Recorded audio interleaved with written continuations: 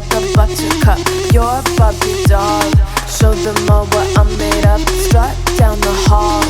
Won't stop till I get enough. Hey Swifties, welcome to our deep dive today. Ooh, deep dive. Yeah, we're going deep today on something that I think all Swifties love. Okay. Taylor Swift's relationships. Juicy. Yeah, and especially today, we're focusing on kind of her early relationships. Yeah. We're looking at this Talk Trend Shub article. It's called Exploring Taylor Swift's Love Life, a timeline of the artist's many relationships. Okay. And it's a really, really great article. Yeah. One of the things that it mentions is that Taylor Swift has actually spoken out against being called like a serial dater Oh, yeah, that's right. and calling that sexist. Oh, I mean, she's had a lot of relationships. She has. But I mean, she's also a young woman. Yeah. And she's allowed to date people. Yeah. I mean, why is there so much emphasis placed on who she's dating? That's a great question. You know, especially because she's so private about her relationship. Right. It's like we're trying to decode her through her relationships. Right. But on the other hand, it's like she gives us these little glimpses through her music that make us want to know more. Yeah, she does. So the article starts off by talking about like the very beginning. Okay. Her first love, Brandon Borello. I've heard that name. Yeah. Yeah. And they met in high school in Nashville. Oh, wow.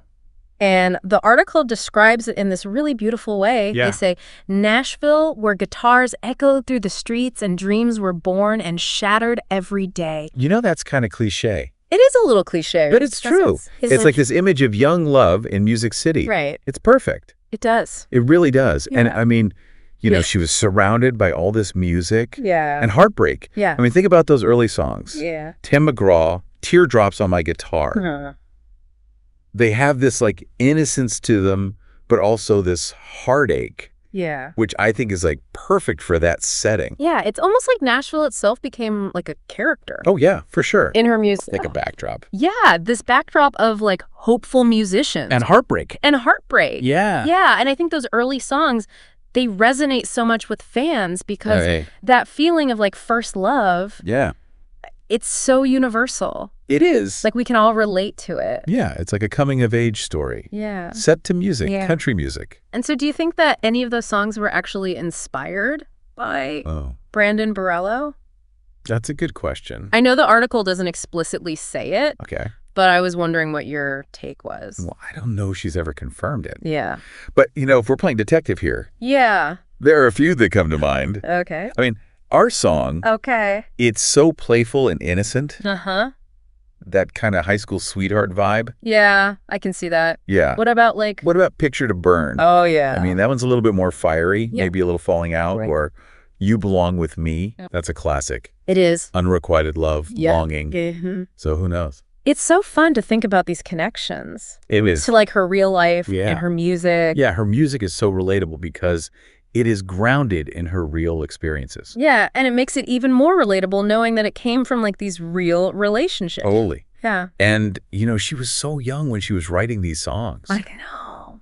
It's amazing how she was able to tap into these universal emotions. Yeah. I mean, she wasn't just writing about her own life. Yeah. She was giving a voice to like everyone. Yeah, like Yeah. she was creating this roadmap Yeah. for how to deal with heartbreak. Especially for teenagers Yeah. who are going through it for the first time. It's true. Yeah. And that's why I think her music became so important Yeah. for so many people. Because it was real. Yeah. It was authentic. Yeah. And, you know, that connection, Mm-hmm.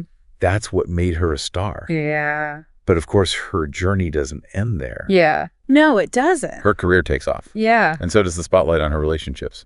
It's true. And the next one that the article talks about is Joe Jonas Oh, yeah. in 2008. The Jonas Brothers. Yeah. It was a big deal. It was huge news. Like Yeah. everybody was talking about it. It was like the perfect pop culture storm. It was. You know, you have these two rising stars, Yeah. both navigating fame and fandom, It's true. and their relationship, even though it was short, Mm-hmm. it really captured everyone's imagination. Yeah, it felt like a fairy tale It did. in a way. Yeah. And then, of course, there's the infamous 27-second phone call breakup, Oh my gosh, yes. which she revealed on Ellen. Oof. It was brutal. It was. Like, even for those of us who weren't, like, invested in the relationship, Yeah. you could just feel her pain Oh, yeah. through the screen. And, I mean, that's where her songwriting genius comes in. Oh, absolutely. You're talking about Forever and Always, right? Yeah. I mean, that song is just raw emotion. It is. Like, pure hurt and betrayal. You can just hear her processing everything in Yeah. the lyrics. And what's interesting is she doesn't shy away from the specifics at all. Nope. Like, she even mentions Joe's changing hair and another woman. It's like she's inviting us into her diary. Yeah. Giving us a front row seat to her heartbreak. Yeah, right. Yeah. And then there's Last Kiss, Okay. which is completely different. Totally different. Right. It's way more melancholic, nostalgic. Like, she's already looking back on the relationship with regret. Yeah. But both songs are so vulnerable. They are. Right. She's not afraid to show her pain, her anger, Yeah. her confusion. Yeah. And that's what makes them so relatable. It's like she's saying, it's okay to feel this way. Yeah. I have been there too. Yeah. And that authenticity, that's what sets her apart from Yeah. so many other artists. It's true. And it makes you wonder, like, did writing these songs actually help her heal? Oh, that's a good question. Or did it just, like, immortalize the pain? Yeah. Like, did it make it last longer? Right. I don't know. That's a great question. And I think it's something that we're going to continue to think about Okay. as we go through all of these relationships and how they affected her music. Yeah. But yeah, I think that's a really good question. Yeah, it is. It really makes you think. Huh. It does. Like, what if she hadn't had these, like, crazy relationships? Right. Would her music be the same? I don't know. I don't know. It's hard to imagine. Yeah. Speaking of crazy relationships. Yeah. The next one is Lucas Till, Oh, yeah. back in 2009. This one's interesting. It is interesting. They met on the set of the You Belong With Me music video. Oh, wow. It's like life imitating art. Right. Like, did their on-screen chemistry turn into something real? Maybe. Who knows? But it makes you think about the timeline. Yeah. You Belong With Me is supposed to be about someone else. Yeah. But then she's filming the video with this guy Yeah. who she ends up dating. Yeah. I mean, Maybe there are layers to the song. yeah, like maybe it's about both. Right. Like mean- she's taking that theme. Of, like, unrequited love Yeah. and reinterpreting it. through this new relationship. Exactly. Yeah. It adds a whole new dimension to the song. It really does. And it shows her growth as a songwriter. Totally. Like she's not just repeating the same old stuff. Yep. She's finding new ways to tell the story. Exactly. And she was only 19 Oh my gosh. at the time. So young. I know, it's crazy to think about how mature she already was It really is. as a songwriter. Yeah. Okay, so moving on. Okay. Late 2009, Mm-hmm. the Taylor Squared era. Oh, yes. Taylor Lautner. I remember that. It was hard to miss. They were everywhere. Everywhere. Like on every magazine cover. Yeah, they're the couple. They were. It just seems so perfect. It did. Like two young, successful stars. Yeah, it was like the perfect pairing. Yeah. And this one felt different in the media. How so? It was more lighthearted, Yeah. more playful Yeah. than some of her other relationships. Right. And their breakup was Sad. sad, but not like dramatic. No, not like a huge blow up or anything. Yeah. It seemed pretty amicable. Yeah. And you can hear that in Back to December, Yep. which is like widely believed to be about Taylor Lautner. Okay. And it's one of her most apologetic songs. Is. She's like taking ownership of her actions Yeah. and acknowledging that she hurt him. It's a beautiful song. It is. And it shows a different side of her. Totally. It's not angry. No, it's not a revenge song. Nope. It's about empathy Yeah. and accountability. It's like she's saying we all make mistakes Yeah. and it's okay to apologize. And that kind of honesty. Yeah. That's what makes her music so impactful. It's Right. not just about the catchy tunes. It's about real life. And emotional growth. Yeah. Okay. Okay. So next up, we have a relationship that Uh-oh. is still shrouded in mystery Okay. and controversy. I'm intrigued. John Mayer, late 2009, early 2010. Yeah, this one sparked a lot of debate It did. because of their age difference. Yeah. But regardless of that, Mm. this relationship had a huge impact on her music. Oh, absolutely. Dear John. Yeah. Widely believed to be about John Mayer, and it is scathing. Like, you can feel the anger and pain Oh, yeah. It's raw. so raw. But it's also empowering. Yeah. She's not holding back. No, she's naming names. Yeah. She's calling him out Yeah. for how he treated her. It's like she's taking back control. Exactly. Yeah. She's not letting him define the story. No. And in doing so, she creates this anthem Yeah. for anyone who's been mistreated. Especially young women who Yeah. are going through something similar. It's like she's saying, stand up for yourself. Yeah. Even if it's scary. Yeah.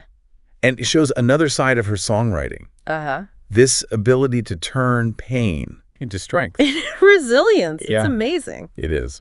And that brings us to Right. what the article calls a more mature phase of dating. Okay. And like she was looking for more stability, more privacy, which makes sense given all the media attention she was getting. Okay. So who is this mystery man?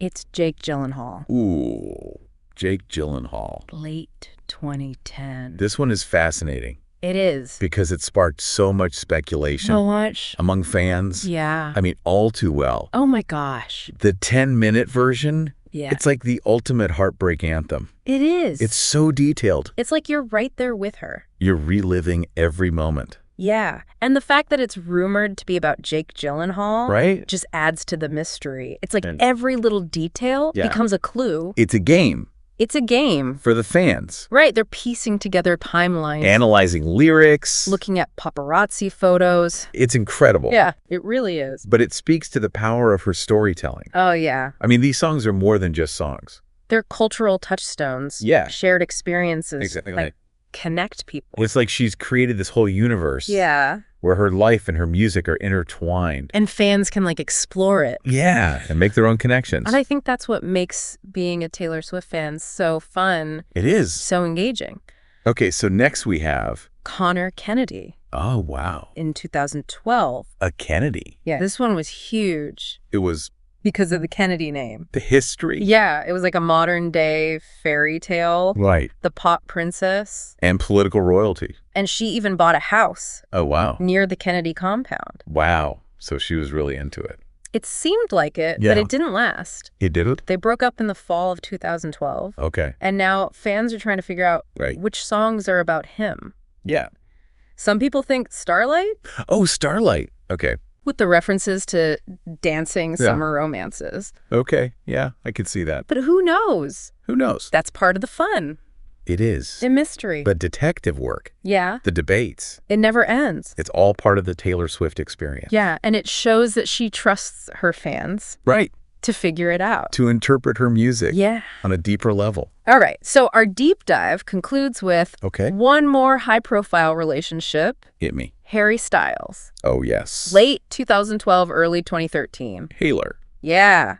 This one was a media frenzy. It was. Paparazzi everywhere. Everywhere. Documenting their every move. Yeah, I remember that. And even though it was short-lived, it inspired some of her most powerful songs out of the word style. Oh, yeah. Widely believed to be about Harry. Okay. And those songs, they just perfectly capture that feeling of a whirlwind romance. Yeah, the passion. The uncertainty. The fear. Yeah. But also the excitement exactly. of living in the moment. And those songs are still so popular. I know. Years later. Yeah, it's amazing. It's because they're so relatable. Yeah, like anyone who's ever felt that kind of intense love can connect with those songs. Totally. And I think it's fascinating to look back at these early relationships and see how they reflect her growth. As a person. Yeah. As an artist. Yeah, like she's figuring things out. Yeah. Navigating love and fame.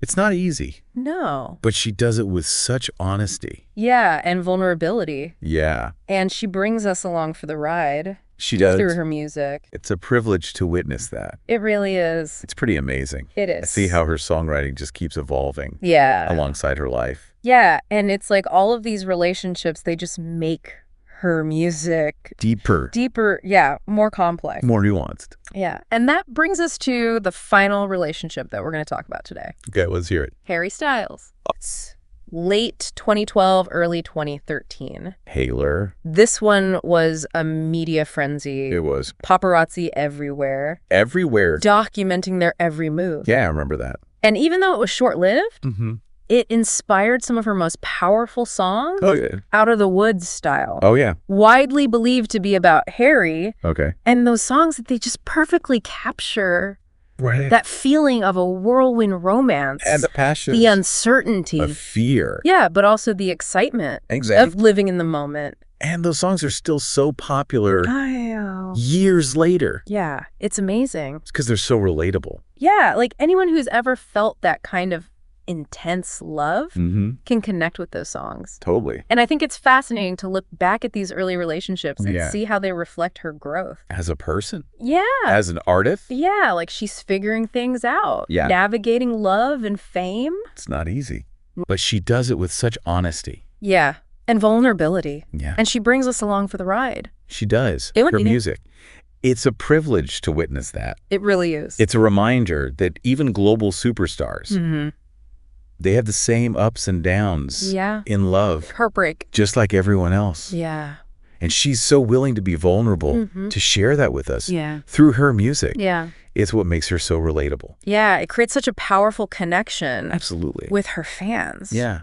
So well said. Thank you. And I think that's a perfect note to end on. Okay. It's been a fascinating journey. It has. Exploring these early chapters in Taylor Swift's life Yeah. and how they shaped her music. It's amazing It is. how much her music is tied to her real life experiences. It's so personal. Yeah. So until next time, keep digging deeper. Ooh, I like that. Keep listening closely and keep celebrating Yes. the power of music Yes. to connect us all. I love it. Sound the alarm. I'm coming up. We'll have the ball. I'm sweet like a buttercup. You're a Barbie doll. Show them all what I'm made of. Strut down the hall. Won't stop till I get enough.